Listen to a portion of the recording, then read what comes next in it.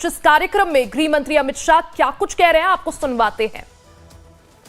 मगर मैं देश की आंतरिक सुरक्षा पर जरूर बात करना चाहता हूं। 2014 में पहली बार हमारे प्रधानमंत्री नरेंद्र मोदी जी के नेतृत्व में भारतीय जनता पार्टी की एनडीए की पूर्ण बहुमत की सरकार बनी और आज लगातार तीसरी बार मोदी जी के ही नेतृत्व में एनडीए की पूर्ण बहुमत की सरकार बनी।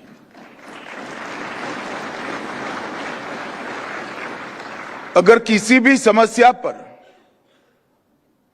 पार्टियों के परफॉर्मेंस, सरकारों के परफॉर्मेंस, पार्टी की नीतियों के परफॉर्मेंस को स्टडी करना है तो तुलनात्मक अभ्यास के अलावा हमारे पास और कोई ऑप्शन नहीं है। मैं नक्सलवाद पर बाद में बोलूंगा, परंतु जब मोदी जी ने इस देश के प्रधानमंत्री का पद संभाला तब इस देश की आंतरिक सुरक्षा की दृष्टि से 3 महत्वपूर्ण हॉटस्पॉट थे।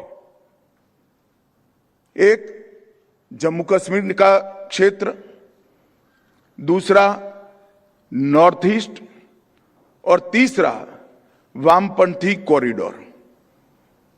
ये तीनों महत्वपूर्ण हॉटस्पॉट देश की आंतरिक सुरक्षा को छिन्न विछिन्न कर रखे थे और करीब करीब 5 दशक से 4 दशक से हजारों लोग ये तीनों जगह पे पनपी फैली अशांति के कारण अपनी जान गंवाए थे। संपत्ति का पारावार नुकसान हुआ था। देश के बजट का एक बहुत बड़ा हिस्सा गरीबों के विकास के लिए जाने की जगह ये हॉटस्पॉट को संभालने में जाता था और सुरक्षा बलों की भी अपार जानहानि हुई थी। मोदी जी के प्रधानमंत्री बनते ही, भारतीय जनता पार्टी का शासन आते ही ये तीनों हॉटस्पॉट पर ध्यान केंद्रित किया गया और लंबे समय की स्पष्ट रणनीति के आधार पर काम हुआ। मैं आज उसका परिणाम आपको बताना चाहता हूं। उत्तर पूर्व में सुरक्षा कर्मियों की मृत्यु में 4 से 14 के तुलना में 14 से 24 में 70% की कमी आई है। 70% की।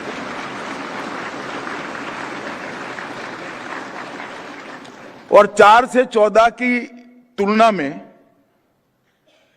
14 से 24 में नागरिकों की मृत्यु में 85% की कमी आई। 12 महत्वपूर्ण शांति समझौते कर हाथ में देश के दुश्मनों ने सप्लाई किए हुए ऑटोमेटिक वेपन लेकर घूमने वाले 10,500 युवाओं को सरेंडर कराकर मेन स्ट्रीम में लाने का काम भारतीय जनता पार्टी की सरकार। और एक प्रकार से पूरा उत्तर पूर्व जो अपने आप को कटा हुआ महसूस करता था, उत्तर पूर्व में जाते हैं तो ये उस वक्त पूछते थे कि भारत से कब आए हैं।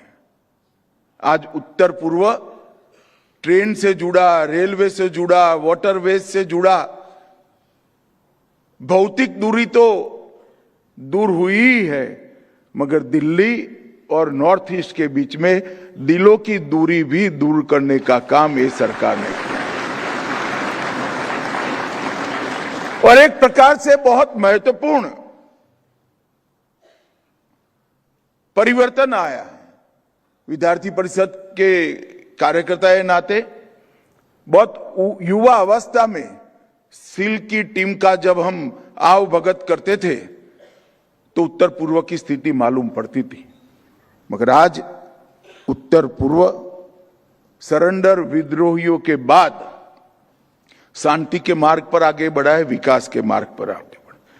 उसी तरह से जम्मू कश्मीर 2019 में मोदी जी के नेतृत्व में धारा 370 को समाप्त कर दिया गया और उसके बाद